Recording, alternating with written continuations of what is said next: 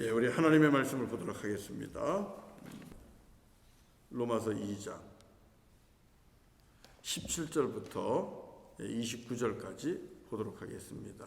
로마서 2장 17절부터 29절까지입니다. 자, 그러면은 우리 말씀을 교독하도록 하겠습니다. 제가 먼저 시작하겠습니다. 로마서 2장 17절부터 29절까지. 자, 제가 먼저 시작합니다. 유대인이라 불리는 내가 율법을 의지하며 하나님을 자랑하며 율법의 교훈을 받아 하나님의 뜻을 알고 지극히 선한 것을 분간하며 맹인의 길을 인도하는 자요 어둠에 있는 자의 빛이요 율법에 있는 지식과 진리의 보본을 가진 자로서 어리석은 자의 교사요 어린아이의 선생이라고 스스로 믿으니 그러면 다른 사람을 가르치는 내가 내 자신은 가르치지 아니하느냐? 도둑질하지 말라 선포하는 내가 도둑질하느냐? 간음하지 말라 말하는 내가 간음하느냐? 우상을 가증히 여기는 내가 신전 물건을 도둑질하느냐? 율법을 자랑하는 내가 율법을 범함으로 하나님을 욕되게 하느냐? 기록된 바와 같이 하나님의 이름이 너희 때문에 이방인 중에서 모독을 받는도다. 내가 율법을 행하면 할례가 유익하나 만일 율법을 범하면 내 할례는 무할례가 되느니라. 그런즉 무할례자가 율법의 규례를 지키면 그 무할례를 할례와 같이 여길 것이 아니냐. 또한 본래 무할례자가 율법을 온전히 지키면 율법 조문과 할례를 가지고 율법을 범하는 너를 정죄하지 아니하겠느냐. 무릇 표면적 유대인이 아니요 표면적 육신의 할례가 아니니라. 다 같이요. 오직 이면적 유대인이며 할례는 마음에 할지니 영에 있고 율법 조문에 있지 아니한 것이라. 그 칭찬이 사람에게서가 아니요 다만 하나님에게서니라. 아멘, 아멘, 아멘. 우리 지난 주일이 종교개혁 주일이었잖아요. 종교개혁 주일이 아니라 교회개혁 주일이라고 부릅시다. 그렇게 얘기했잖아요. 그러면서 개혁은 본래로 돌아가야 됩니다. 본래의 것으로 돌아가는 것이 맞습니다. 그 본래는 무엇이었습니까? 우리 지난 주일날 본래 돌아간 곳이 어디입니까? 가장 큰 계명, 가장 큰 계명으로 우리가 돌아갔습니다.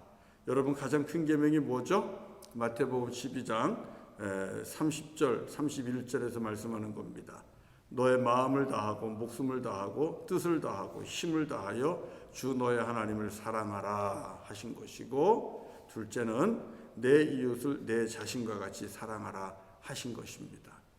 하나님을 사랑하는 것, 내 이웃을 사랑하는 것. 그런데 둘 다 어떻게 사랑하라 그래요? 마음 다해서, 정성 다해서, 힘 다해서, 목숨 다해서 사랑하라고 말씀하고 있습니다.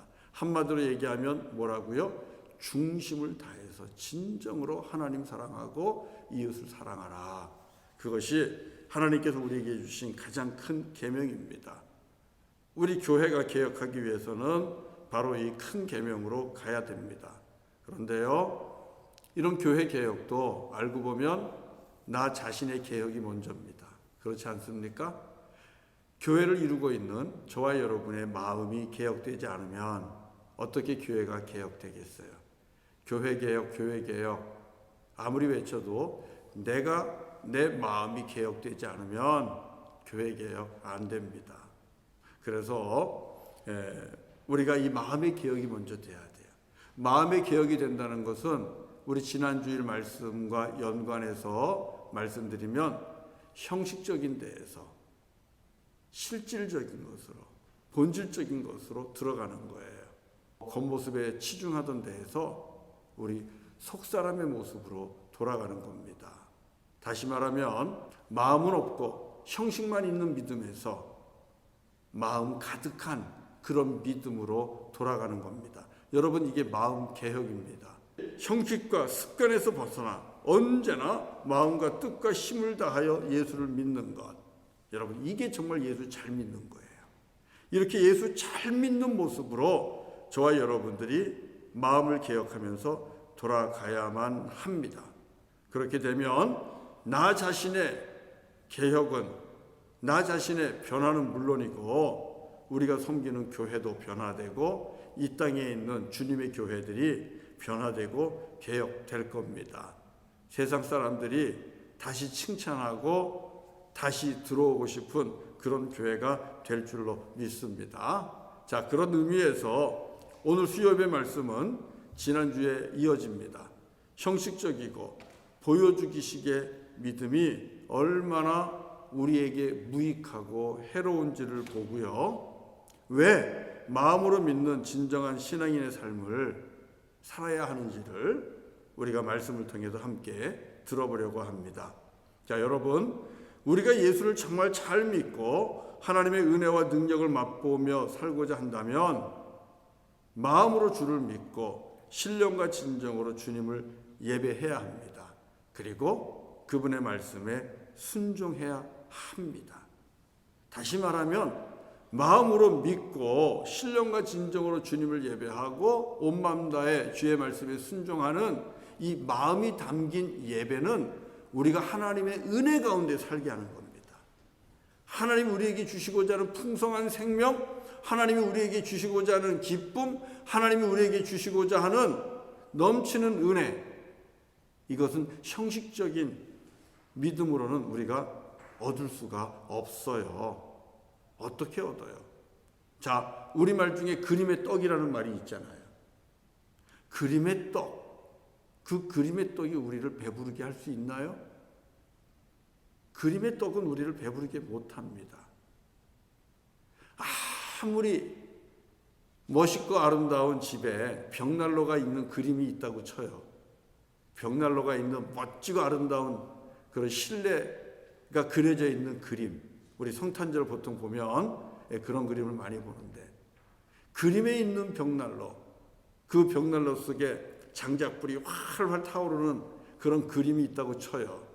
여러분, 그 옆에 가서 이 불을 쬐면 그 그림에 있는 그 그림 속의 벽난로에 있는 그 불꽃이 저와 여러분을 따뜻하게 할 수 있겠습니까? 어때요? 불가능하잖아요. 그림의 떡은 우리를 배부르게 못합니다. 그림 속의 벽난로는 우리를 따뜻하게 하지 못해요. 형식적인 믿음은 어쩌면 이와 비슷하다고 보면 돼요. 겉모습으로 남들이 교회 가니까, 그리고 세상 사람들이 그래도 교회는 다니고 교회 다녀서 직분은 받아야 믿어주기도 하고 또 인정도 해주고, 그러니까 형식적으로 또 외적인 모습으로 보여주기 위해서 교회를 나가고, 교회를 나가다 보니까 시간이 되고 어느 정도 일정 기간이 되니까 직분도 받고, 여러분, 이것만 가지고는 하나님께서 우리에게 주시는 믿음의 진수, 영혼의 구원받는 것 어려울 수 있어요. 쉽지 않아요. 그리고 무엇보다도 믿음을 통해서 우리에게 주시는 하늘로부터 오는 평화, 그리고 샘솟는 기쁨, 그리고 은혜, 감사, 이와 같은 풍성한 삶을 누릴 수가 없는 겁니다. 형식적이고 그리고 외식적인 믿음은요, 우리로 하여금 여전히 세상 속에서 근심하며 살게 하고 두려움 가운데 빠져 살게 하고 염려에 묶여 살게 합니다. 그렇기 때문에 하나님이 원하시는 삶을 살지 못하는 거예요. 형식적인 믿음은, 그리고 외식적인 믿음은 여러분 이렇게 우리에게 해로운 것입니다. 사랑하는 성도 여러분, 우리 주님은 우리에게 진정으로 마음 다해 그리고 진심 다해 예배하는 그런 사람을 찾아요. 그리고 그런 사람을 칭찬해요. 그래서 저와 여러분들이 마음이 있는 믿음의 삶을 살아야 합니다. 요한복음 4장 23절에 여러분 잘 아는 말씀이 있어요. 이렇게 말씀이 시작이 됩니다. 아버지께 참되게 예배하는 자들은 영과 진리로 예배할 때가 오나니 곧 이때라. 아버지께서는 자기에게 이렇게 예배하는 자들을 찾으시느니라. 자, 요한복음 4장 23절에서 예수님이 뭐라고 말씀하십니까? 하나님이 어떤 자를 찾는답니까? 하나님께서는 영과 진리로 예배하는 사람, 참되게 예배하는 사람을 찾으신대요. 진실되게 예배하는 사람을 찾으신대요. 신령과 진정으로 진실되게 하는 예배는 무엇이 담겼습니까? 마음이 담겼죠. 어디에서부터 우러납니까? 마음에서부터 우러나는 예배입니다. 하나님은 그런 예배자를 찾으신대요. 사랑하는 성도 여러분, 하나님이 찾는다는 것은 무엇을 의미합니까? 하나님이 기뻐한다는 거예요. 하나님이 보고 싶어 한다는 거예요. 그렇기 때문에 하나님이 찾으시는 바로 이 사람은 하나님의 은혜와 은총이 보장되어 있는 사람입니다. 어떤 자가 은혜와 은총이 보장됩니까? 마음 다해 신령과 진정으로 하나님을 예배하는 사람입니다. 여러분, 지금 가정에서도 예배하죠. 그리고 또 교회 나와서 예배하시는 분들도 계십니다. 우리 가정에서도 진실되게 예배할 수 있습니다. 그런데요, 우리 주일날 이런 분들이 있어요. 목사님 예배 나가려고 그랬는데 준비하다 보니까 늦었어요. 그래서 못 나가고 집에서 예배했어요. 자, 이런 경우는 마음 다해 예배를 준비한 걸까요? 아니면 마음이 조금 부족한 준비자일까요? 우리 이런 경우 정말 많거든요. 뭐 하다 보니까 늦었습니다. 뭐 하다 보니까 못했습니다. 과연 이것을 마음이 담기고 신령과 진정으로 준비한 예배자의 모습이라고 할 수 있겠습니까? 쉽게 대답하기 어렵잖아요. 안 나오잖아요. 마음이 부족했네요. 제가 부족했네요. 이렇게 되는 겁니다. 신령과 진정으로 예배 준비하지 못한 거예요. 저는 우리 성도님들이 정말 마음 다해서 예배할 수 있기를 바랍니다. 마음 다한 자가 하나님 앞에 드리는 예물을 잊어버리겠습니까? 마음을 다해서 예배하는 자가 함께 나와 예배하는 성도를 반목하고 질투하고 시기하겠습니까? 그러지 않아요. 마음 다해 예배하는 자가 예배하러 나와서 별일도 아닌데 그렇게 마음 상하고 그렇겠습니까? 그러지 않아요. 마음 다한 예배, 영과 진리로 예배 드리는 그런 예배, 여러분 주님은 그런 예배자를 찾으시고요. 그리고 그런 예배자를 칭찬하십니다. 그리고 주께서 은총을 부어 주시는 거예요. 하나님의 칭찬 받기를 원하시죠? 왜? 칭찬받는 자에게는 특별한 상급이 따라오지 않습니까? 여러분도 그렇지 않아요? 칭찬받을 만한 자녀들에게는 더 큰 사랑, 더 많은 사랑이 가잖아요. 하나님의 칭찬도 귀한 것입니다. 칭찬받아야 돼요. 우리가 하나님 칭찬받아야 더 많은 복을 받습니다. 더 큰 은혜를 받습니다. 그러면 어떻게 해야 우리가 칭찬을 받겠습니까? 우리 오늘 읽은 말씀 한번 볼래요? 로마서 2장 28절 29절입니다. 28절 29절 같이 한번 읽어봅시다. 시작. 무릇 표면적 유대인이 유대인이 아니요 표면적 육신의 할례가 아니니라. 오직 이면적 유대인이 유대인이며 할례는 마음에 할지니 영에 있고 율법 조문에 있지 아니한 것이라. 그 칭찬이 사람에게서가 아니요 다만 하나님에게서니라. 하나님에게로부터 칭찬이 나온대요. 하나님에게로부터 칭찬받는 사람들이 있대요. 사람이 아니라 하나님입니다. 사람이 아니라 하나님께 칭찬받는 자가 있다고 분명하게 말씀하고 있잖아요. 그럼 어떤 자가 하나님께로부터 칭찬을 받습니까? 여러분 말씀이 좀 어려우면 제가 현대인 성경으로 읽어줄게요. 잘 들어보세요. 유대인으로 태어났다고 해서 참 유대인이 아니며 육체의 할례를 받았다고 해서 참 할례가 아닙니다. 오히려 마음에 참된 변화를 받은 사람이라야 참 유대인이며 기록된 율법이 아닌 성령님에 의한 마음의 할례가 진정한 할례입니다. 이런 사람은 칭찬을 사람에게서 받는 것이 아니라 하나님에게서 받습니다. 무슨 뜻입니까? 외모로 유대인이라고 해서 유대인이 아니라는 겁니다. 할례 받았다고 해서 유대인 아니라는 거예요. 마음이 그 속사람이 하나님께서 주신 말씀을 붙잡고 살고 있으며 하나님과의 언약 백성이 되어서 하나님과 언약을 맺고 살아가는 그 백성이 되어서 하나님과 맺은 그 언약을 지키면서 살아가는 바로 이런 사람이 마음에 할례받은 자요 성령님에 의해서 할례받은 자라는 겁니다.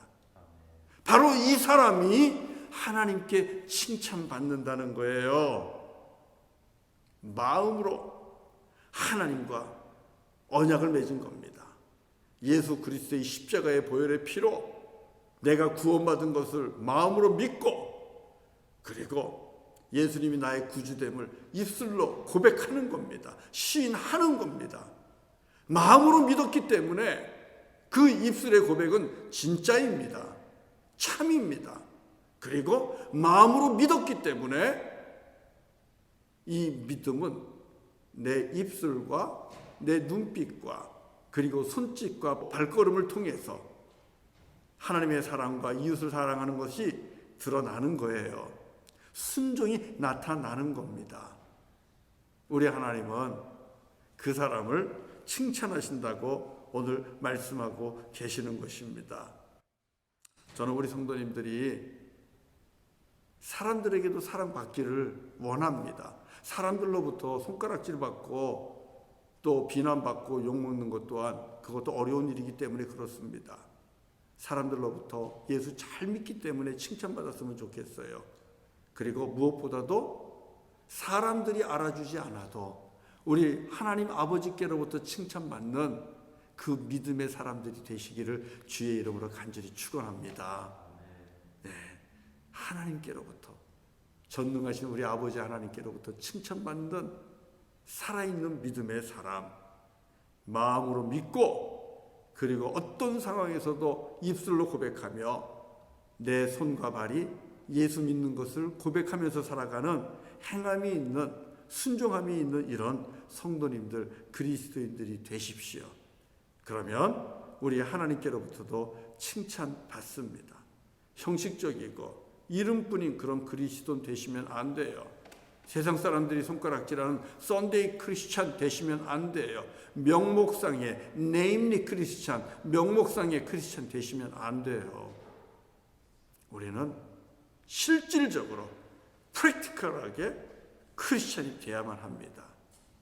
하나님의 말씀에 순종하는 크리스찬이 되어야만 하는 것입니다. 그게 어떻게 가능합니까? 마음으로 믿을 때입니다. 진정으로 내가 주 예수 그리스도를 나의 구주로 고백하고 믿을 때, 그리고 내 마음으로 하나님의 나라가 있는 것을 진정으로 믿고 살 때, 그리고 내 마음으로 다시 우리 주님께서 오실 것을 믿으면서 오실 주님을 기다리면서 살아갈 때, 바로 이런 마음으로 믿는 자가 우리 하나님 보실 때에 진정으로 언약 백성이고 할례 받은 자요, 그리고 칭찬받는 하나님 백성이라는 것입니다.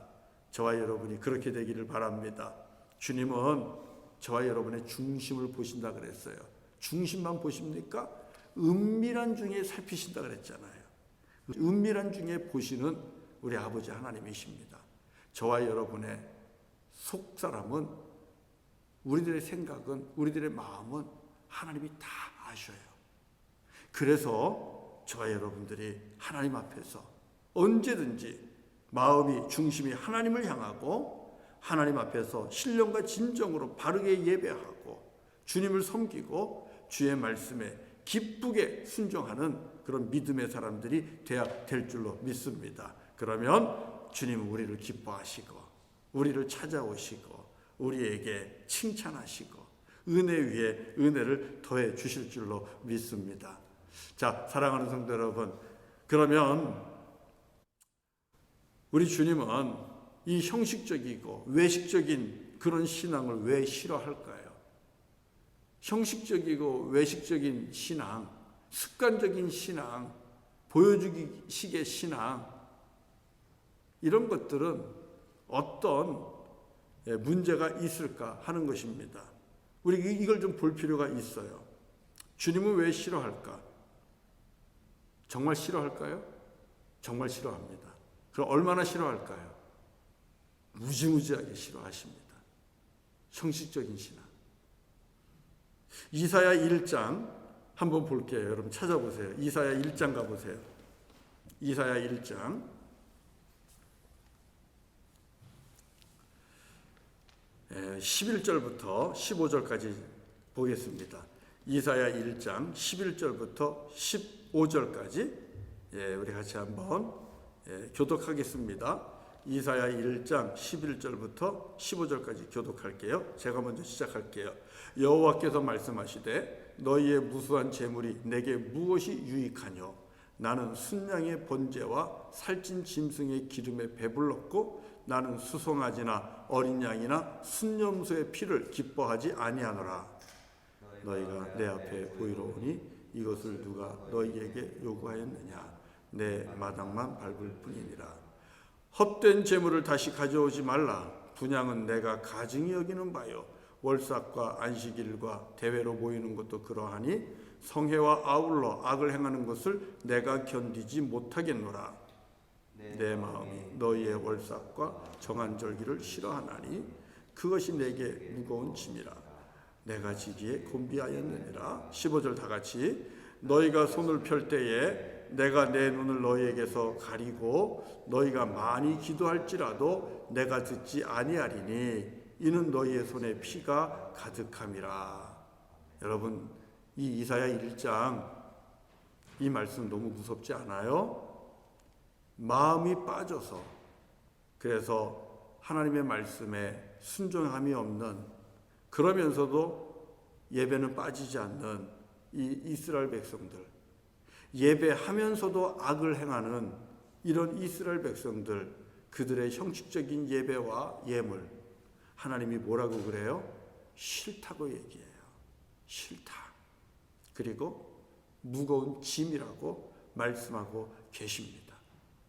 외식하며 형식적인 믿음은 하나님께서 이만큼 싫어하시는 거예요. 싫대요. 그리고 짐이랍니다. 그렇기 때문에 무슨 문제가 생깁니까? 하나님께서 눈을 가리고 귀를 막는다고 말씀하잖아요. 마음이 빠진 예배, 외식하며 형식적인 예배, 하나님께서 쳐다보지 않는데요. 하나님께서 귀를 막고 그 기도를 듣지 않는다고 말씀하고 있는 것입니다. 이만큼 싫어하시고, 그래서 형식적이고 외식적인 그런 신앙은 무익하다고 말씀하고 있는 겁니다. 자, 오늘 말씀을 통해서도 말씀합니다. 왜 형식적이고 마음이 빠진 그런 믿음, 마음의 할례를 받지 못한 그런 믿음은 왜 문제인가 하는 건데요. 무엇보다 먼저 순종이 없어요. 신실하고 참된 순종이 없기 때문에 유익하지가 않은 겁니다. 마음이 빠진 형식적인 신앙의 특징은 이런 겁니다. 말씀은 알아요. 그러나 말씀대로 순종하지 않습니다.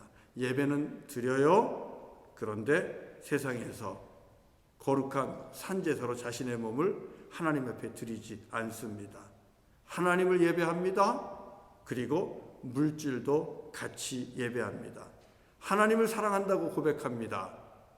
그런데 이웃은 차별하고 멸시하고 또 때로는 그들의 것들을 빼앗으며 폭력을 행하기도 합니다.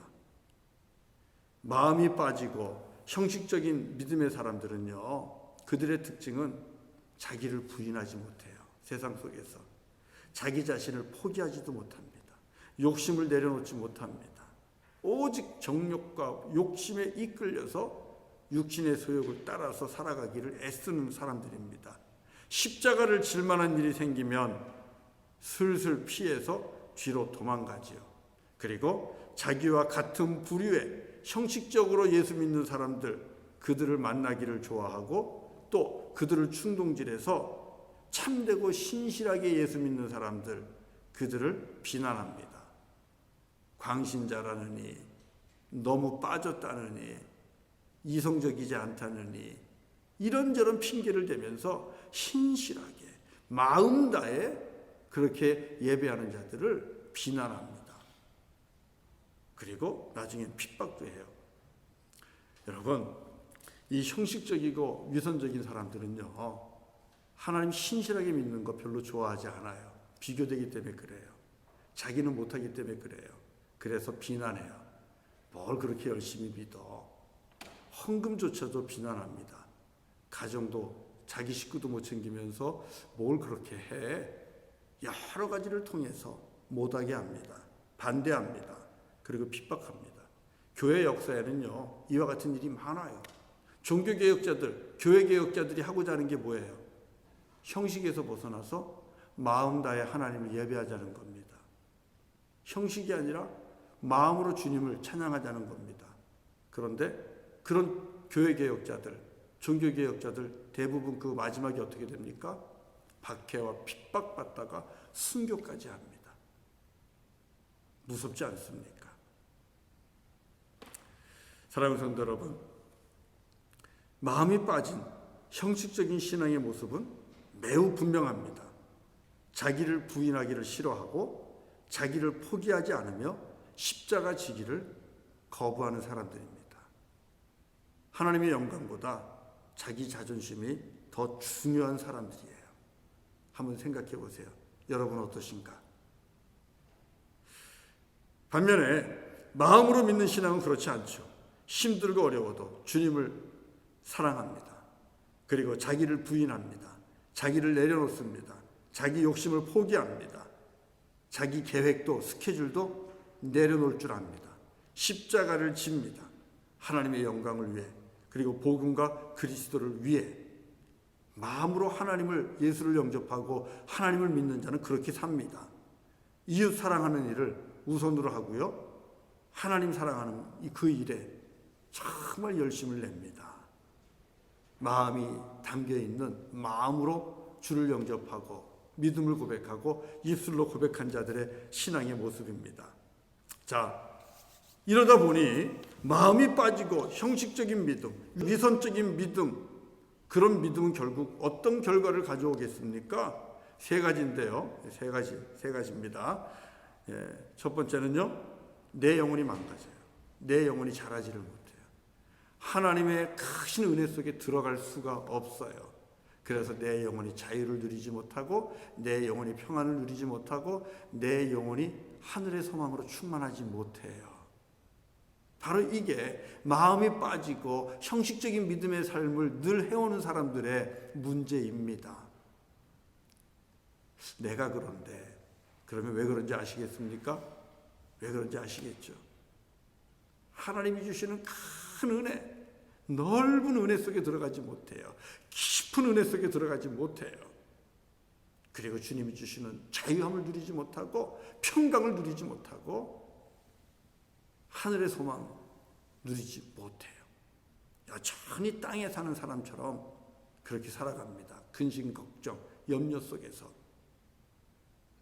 내 영혼이 평안하지를 못하는 거예요. 맑고 깨끗하지를 못합니다. 성장하지 못합니다. 잘 되지 못합니다. 영혼이 피곤하죠. 그러니 여러분, 얼마나 피해입니까? 형식적인 신앙을 평생 한다고 생각해 보세요. 이 얼마나 시간 낭비고, 그리고 그 영혼이 얼마나 손해를 보는 겁니까? 그래서는 안 됩니다. 무엇보다도 우리의 중심을 보시고 은밀한 것을 보시는 하나님 앞에서 심판받을 때에 하나님이 나 너 모른다, 그러면 어떡하시겠습니까? 하나님 나라 가까이 가는 것으로 만족해서는 안 됩니다. 하나님 나라에 들어가셔야만 됩니다. 내가 너를 잘 아노라. 하나님이 찾으시는 그 한 사람, 하나님이 칭찬하는 그 한 사람이 돼야 됩니다. 그렇기 위해서는 마음으로부터 믿고 우리가 진정으로 주 여호와 하나님을 섬기는 그리스도인이 되어야 합니다. 두 번째로 마음이 빠지고 형식적인 믿음은요, 나뿐만이 아니라 다른 내 사랑하는 가족도 그리고 내 사랑하는 친척도 형제도 시험에 들게 하고요, 하나님 나라 가는 것을 가로막기 때문에 안 되는 거예요. 우리 예수님께서 마태복음 23장 13절에서 이런 말씀했어요. 화 있을진저 외식하는 서기관들과 바리새인들이요. 형식적으로 주님을 섬기는 자들을 말하는 겁니다. 외식하는 서기관들과 바리새인들이요. 거칠에는 정말 잘하고 다니죠. 거룩해 보이죠. 그런데 이렇게 말합니다. 너희는 천국 문을 사람들 앞에서 닫고 너희도 들어가지 않고 들어가려 하는 자도 들어가지 못하게 하는도다. 외식과 형식으로 신앙생활을 하는 사람들은요, 자기도 하나님 나라 들어가기가 힘들 뿐만 아니라 내가 사랑하는 자녀들, 내가 사랑하는 일가 친척들, 형제 자매들 하나님 나라 들어가는 것을 가로막는데요. 왜요? 시험 들게 하거든요. 실망하게 하거든요. 형식적인 신앙인들의 특징은 예배드리는 모습과 가정에서의 모습이 다릅니다. 예배드리는 모습과 직장에서의 모습이 다릅니다. 예배드리는 모습과 휴가 때의 모습이 다릅니다. 예배드리는 모습과 학교에서 공부하는 모습이 달라요. 이게 외식이에요. 이게 위선이에요. 그리고 이것은 옆에 있는 연약한 사람들에게 어마어마한 상처와 실망을 주는 것입니다. 에이, 예수 믿어봐야 별것 없네. 이렇게 되는 거예요. 나도 주님의 나라 들어가기 어렵고 사랑하는 내 아들, 딸들도 내 자녀들마저도 하나님 나라 들어가는 것을 가로막게 된다는 겁니다. 그러니 여러분, 우리가 이런 신앙생활 하면 안 되겠지요? 마지막 세 번째로, 마음이 빠진 형식적이고 외식적인 믿음은 하나님의 이름을 모욕하는 것입니다. 욕되게 하는 것입니다. 그래서 은혜를 받을 수가 없어요. 로마서 2장 23절 24절 우리 다시 한번 읽어봅시다. 오늘 있는 말씀인데요. 로마서 2장 23절 24절 함께 읽겠습니다. 시작. 율법을 자랑하는 내가 율법을 범함으로 하나님을 욕되게 하느냐? 기록된 바와 같이 하나님의 이름이 너희 때문에 이방인 중에서 모독을 받는도다. 여기서 너희는 누굽니까? 하나님의 이름을 욕되게 하고 그리고 하나님의 이름이 모독을 받게 하는 너희는 누굽니까? 스스로 유대인이라고 자랑하는 자입니다. 그런데 말씀은 지키지 않아요. 말씀을 범해요. 그러니까 순종이 없는 바로 이런 자는 하나님을 욕되게 하는 자요. 그리고 너희 때문에 하나님의 이름이 모독을 받는다라고 말씀하고 있습니다. 형식적이고 외식적인 믿음은 하나님의 영광을 가리죠. 하나님의 이름을 욕되게 하죠. 그러면 그런 이들에게 하나님께서 은혜를 주시겠습니까? 칭찬할 수 있는 자에게 은혜를 베푸는 거예요. 하나님은 은혜 받을 만한 사람에게 은혜 주신다 그랬어요.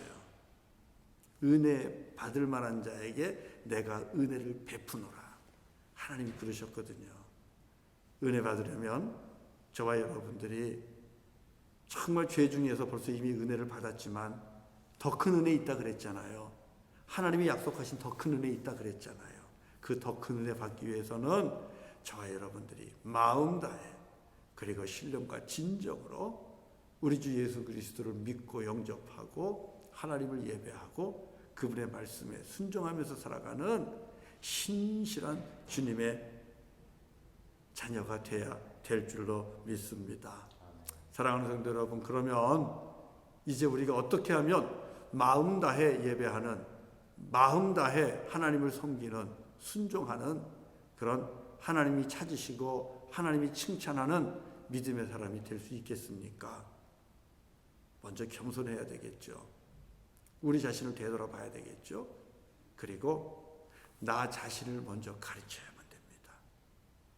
이게 겸손한 사람이에요.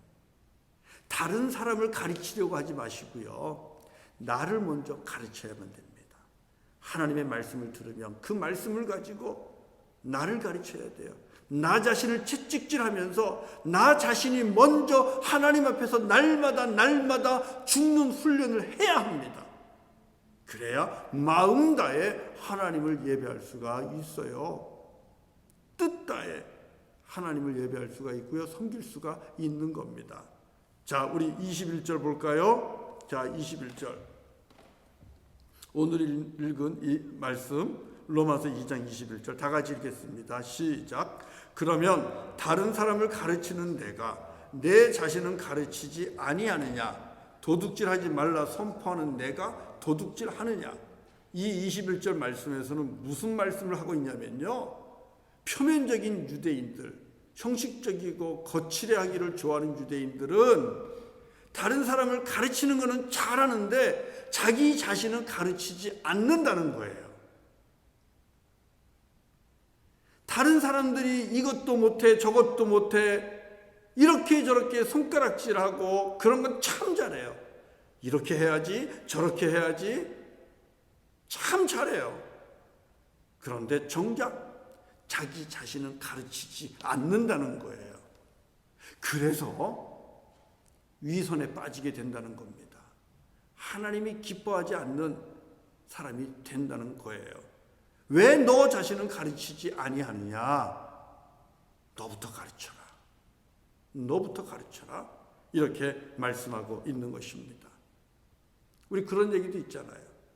사람들 손가락질하면 손가락 하나는 누군가를 가르치지만 나머지 손가락 3개는 자기 자신을 가르치는 거잖아요. 누군가를 가르치고자 하고 누군가의 허물을 이야기하고자 한다면 나 자신은 더 많이 가르치고 나 자신은 더 많이 돌아봐야 된다는 말 아니겠습니까?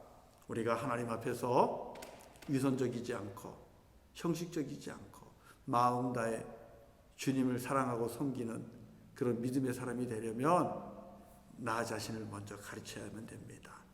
하나님이 주시는 말씀을 가지고 여러분 그 말씀 앞에 여러분의 삶을 늘 거울 비추듯이 그렇게 비추십시오.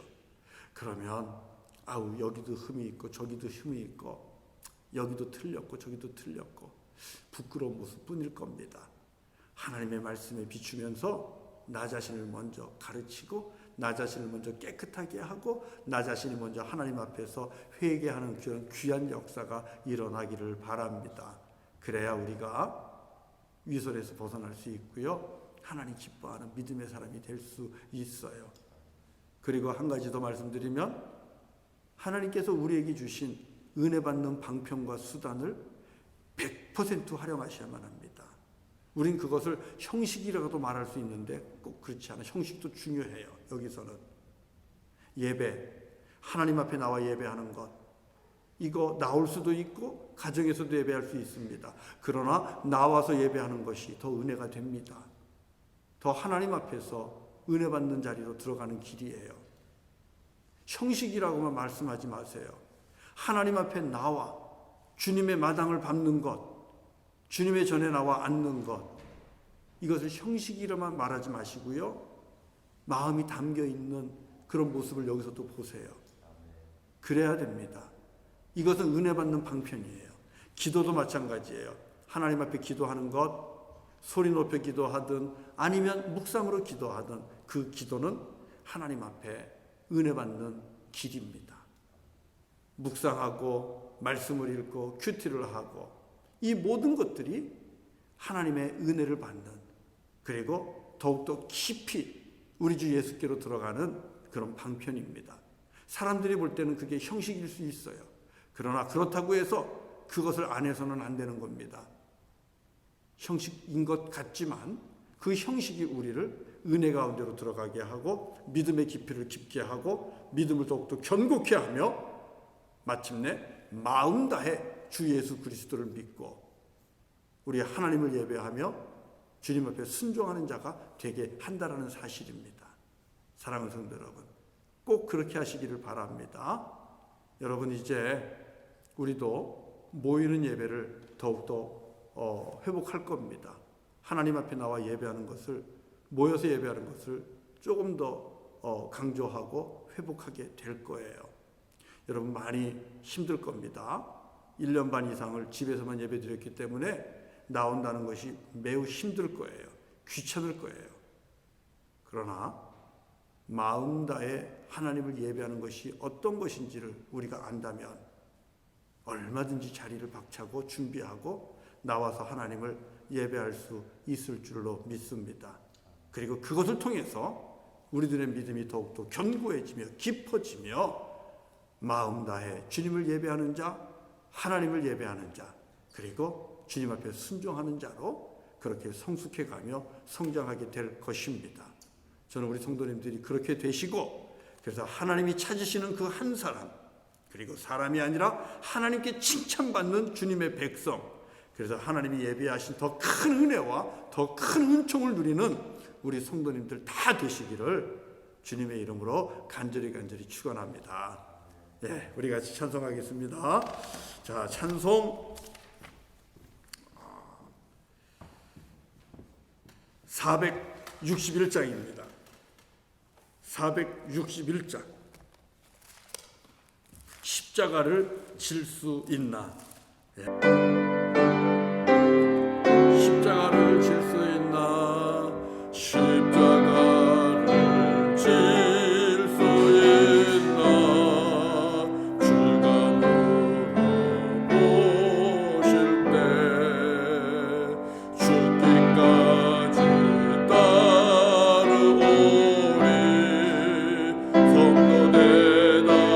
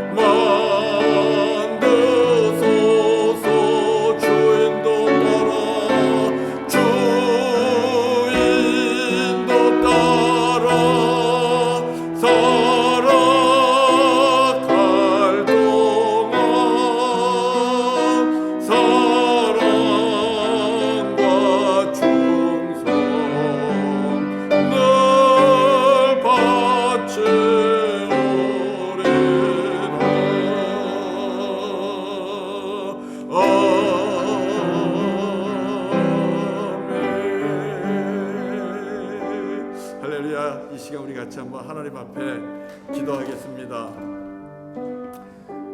우리 안에도 외식하는 믿음의 모습이 있습니다. 제게도 있고 여러분에게도 있습니다. 예배할 때 모습과 가정에서의 모습이 다르고, 또 예배할 때 모습과 기도할 때 모습과 또 일터에서의 모습이 다르고, 너무 형식적이고 또 이중적인 외식적인 모습이 우리 안에 있는 것을 숨길 수가 없습니다. 우리 다 그렇게 살잖아요. 너무나 연약하잖아요. 그래서 내 영혼이 잘 자라지 못하고 주님이 주시는 약속한 흡족한 은혜를 누리지 못하는 겁니다. 그리고 무엇보다도 하나님이 나에게 맡겨주신 가족들, 이웃들, 형제자매들, 그분들이 하나님 앞에 나아가는 것을 가로막고 천국문을 가로막고 있는 우리들의 모습이 그 속에 있는 거예요. 때로는 하나님의 영광을 가립니다. 하나님의 이름을 우리가 불명예스럽게 하고 나 때문에 하나님이 모독을 받습니다. 여러분, 우리가 회개해야 됩니다. 하나님 앞에 우리의 이런 외식적인 믿음을 다시 한번 회개하고요, 하나님 앞에 간구하면서 나아갑시다. 주님 앞에 나아가세요. 하나님, 내 마음이 주님께 합한 마음이 되기를 원합니다. 주님의 마음에 합한 자가 되기를 원합니다. 마음 다해, 뜻 다해, 생명 다해, 힘 다해 주님 사랑하고 또 우리 이웃을 사랑할 수 있는 그런 믿음의 사람이 되기를 원합니다. 하나님이 찾으시는 한 사람, 하나님이 칭찬하는 그 믿음의 사람 되기를 원합니다. 그러니 내 심령 주님 닮게 하시고 예수 그리스도 닮게 하시고 신령과 진정으로 마음 다해 날마다 주님을 예배하며 하나님 앞에 순종하는 신실한 주의 종 되게 해주세요. 오늘 이것 가지고 기도하기를 바랍니다. 그리고 우리 또 강춘술 집사님 주님 부름 받았고, 이제 장례식을 준비 중에 있는데 우리 김영희 권사님과 또 마땡, 로라, 루이 그 손주들 또 주께서 위로해 주시기를 기도해 주시고, 한 가지 더 기도할 건 우리 정봉희 목사님 재열이라는 아들을 셋째를 얻었는데 오늘 낳았어요. 우리 재열이도 축복하면서 여러분 기도해 주면 좋을 것 같아요. 우리 하나님 앞에 오늘 주신 말씀 붙잡고 한 1, 2분 동안만 같이 한번 통성으로 기도하겠습니다. 할렐루야. 거룩하신 아버지 하나님 감사합니다. 주님의 크신 은혜 가운데 아버지 하나님 죄인된 우리가 하나님의 은혜 가운데 하나님의 자녀가 되었습니다. 아버지 하나님 감사합니다. 진노 아래 있었던 우리가 이제는 은혜 아래 거하게 되었습니다. 죄와 사망의 권세에 묶여있는 우리가 이제는 주님의 은혜의 사슬에 묶여서 참 생명을 얻었고 참 자유하며 하나님의 나라를 소망하며 믿음으로 살아가게 되었습니다. 아버지 하나님 감사와 찬송과 영광을 돌립니다. 그러나 저희들 아버지 하나님 주님이 아시듯 아버지 하나님 우리 가운데는 외식하는 믿음이 있습니다. 아버지 하나님 때로는 형식적인 믿음이 있습니다. 하나님을 예배한다고 하면서도 주님 앞에 나와 기도하면서도 주님의 이름을 찬송하면서도 아버지 하나님 세상에서 내 욕심과 살아가고 육신의 소욕에 쫓아다니며 아버지 하나님 주님 앞에서 아버지 주의 뜻대로 살지 못하고 순종하지 못하고 아버지 하나님 많은 이들에게 상처를 주고 실망을 주면서 아버지 믿음의 삶을 살았습니다. 주님 용서하여 주시옵소서. 아버지 하나님 용서하여 주시옵소서. 아버지 하나님의 영광을 가렸습니다. 아버지 하나님의 주의 이름이 모독받는 일에 아버지 하나님 우리가 힘을 썼습니다. 주여 용서하여 주시옵소서. 아버지 하나님 저희들 아버지 바라거나 없기는 아버지 하나님 마음과 뜻과 정성을 다해서 주님을 사랑하며 우리 주님을 예배하기를 원합니다. 내 마음 다해 주님을 고백하고 내 마음 다해 이웃을 사랑하기를 원합니다. 아버지 하나님 부족하고 연약한 저희들 불쌍히 여겨주시고 성령 하나님의 이 시간 역사하여 주시옵소서. 아버지 하나님 성령께서 강권적으로 역사하셔서 아버지 우리의 마음을 주님께서 뒤집어 엎어주시며 우리의 마음을 변화시켜 주시기를 원합니다. 성령님이여 마음의 할례를 주님께서 성령께서 친히 주님과 함께 맺어주시기를 원합니다. 주께서 우리에게 주신 아버지 하나님 십자가의 보혈로 인한 귀한 언약 아버지 하나님 우리의 마음속에 맺어주시고 마음으로 믿고 입술로 고백 고백하며 아버지 하나님의 주님을 찬양하고 주님을 예배하며 신실하게 주의 뜻을 세상에서 구하며 아버지 주님의 나라를 구하며 주님의 나라를 이루어가며 내 이웃을 내 몸처럼 살아가며 살아갈 수 있도록 역사하여 주시옵소서. 아버지 하나님, 아버지 그리하여 하나님이 찾으시는 귀한 영혼이 되게 하시고 하나님 앞에 칭찬받는 영혼이 되게 하여 주시기를 원합니다. 주께서 베풀어 주신 은혜, 주님께서 예비하신 은혜가 아버지 깊고도 큰데 아버지 하나님의 그 은혜를 누리기를 원합니다. 그 은혜를 맛보기를 원합니다. 아버지 하나님, 참으로 자유하며 참으로 풍성한 은혜가 우리 앞에 예비되어 있는데 아버지 마음 다해 주님을 예배하고 섬기며 주님께로부터 아버지 큰 은혜를 받아서 아버지 할아버지 주께서 베풀어 주시는 놀라운 은총 안에 살게 하여 주시옵소서. 아버지 하나님, 바라거나 없기는 아버지 하나님이여 우리 그 강준수 집사님 그 영혼을 주님 앞에 올려드립니다. 아버지 하나님, 사랑하는 우리 강준수 집사님의 영혼을 받으시고 주님 바라거나 없기는 김영애 권사님과 또 사랑하는 우리 마땡과 로라와 그리고 루이 아버지 그 자녀들 아버지 손주들에 이르기까지 슬픔 가운데 있는 우리 유족들을 주님께서 위로하여 주시고 아버지 하나님이여 장례 절차 속에서도 하나님의 영광이 나타나기를 원합니다. 아버지 하나님이여 주님이여 주께서 역사하여 주시옵소서. 생명을 살리는 장례식이 되게 하여 주시옵소서. 아버지 하나님, 아버지 하나님, 정보 목사님 가정에 우리 샛별 사모님 가정에게 아버지 귀한 재활의를 또 선물로 주셨는데 아버지 재활의를 축복합니다. 믿음 안에서 잘 자랄 수 있도록 도와주시고 하나님의 사랑과 은총 받고 자라게 하시며 하나님의 영광을 위해 쓰임받는 귀한 생명 귀한 아들 되게 하여 주시옵소서. 아버지 하나님 감사합니다. 존귀하신 주님을 찬양합니다. 성령 하나님, 성령 하나님 감사합니다. 존귀하신 주님을 찬양합니다. 우리 하나님 역사해 주시옵소서.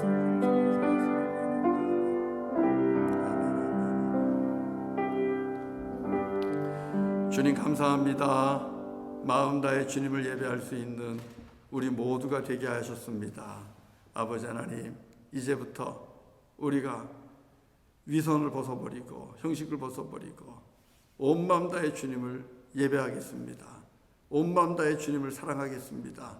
온 마음 다해 이웃을 사랑하겠습니다. 온 마음 다해 성도들을 사랑하겠습니다. 교회를 사랑하겠습니다. 주님, 사랑하는 우리 교우들에게 주님 약속하신 은총 위에 은총, 복의 복 더 크게 풍성하게 주여 부어 주시옵소서. 믿음으로 승리하는 하나님의 거룩한 백성들이 되게 하시고 하나님이 기쁘게 찾으시는 한 사람, 하나님께서 넘치도록 칭찬하시는 그런 한 사람 다 되게 하여 주옵소서. 오늘 남은 저녁도 주님께 의탁합니다. 주님 함께 동행하여 주시고 특별히 우리 김영희 권사님과 그 가족들 주님께서 위로하시고 함께 하시며 그리고 아이를 출산한 우리 샛별 사모님 우리 하나님께서 또 건강도 지켜주시고 회복될 수 있도록 은혜를 더욱더 베풀어 주시옵소서. 예수님의 이름으로 간절히 기도드리옵나이다. 아멘. 아멘. 우리 주님 가르쳐 주신 기도하고 마치겠습니다. 하늘에 계신 우리 아버지여, 이름이 거룩히 여김을 받으시오며 나라가 임하옵시며 뜻이 하늘에서 이루어진 것 같이 땅에서도 이루어지이다. 오늘날 우리에게 일용할 양식을 주옵시고 우리가 우리에게 죄 지은 자를 사하여 준 것 같이 우리 죄를 사하여 주옵시고 우리를 시험에 들게 하지 마옵시고 다만 악에서 구하옵소서. 되게 나라와 권세와 영광이 아버지께 영원히 있사옵나이다. 아멘. 아멘. 할렐루야. 네, 예배 마치겠습니다. 감사합니다.